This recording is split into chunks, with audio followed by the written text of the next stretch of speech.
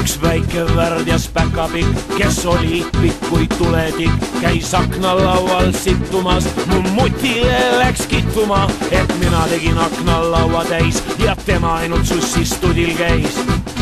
Kuradi valevorst.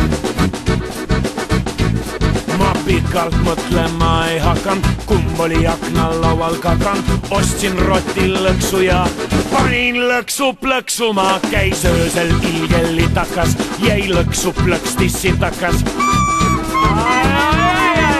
Nüüd sai küll perse lõhki raisk. Mis öösel toas oli juhtunud, miks päka jaht oli luhtunud, miks ühest gnoomist saanud kaks, pikk tuttav on, kuid võõras paks, läks järjest huvitavamaks, kui püksid maha ajas paks.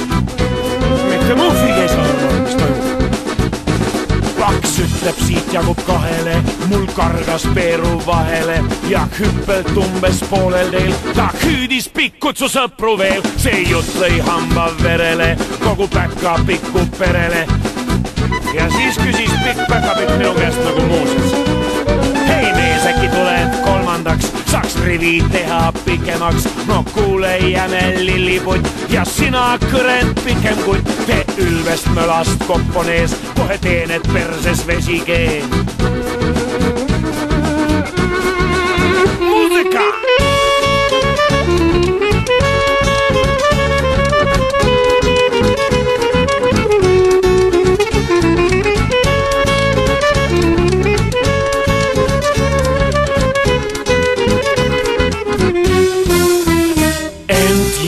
See, mis juhtub siis, kui aken jäänud avali, sealt lendas sisse tihaseid, nokkima minu lõikur lihaseid. Näed, lõhki nokitud on rosin, selle ümber gnoome tosin, lapsed kartke päkapikke, päkapikk teeb perselikke.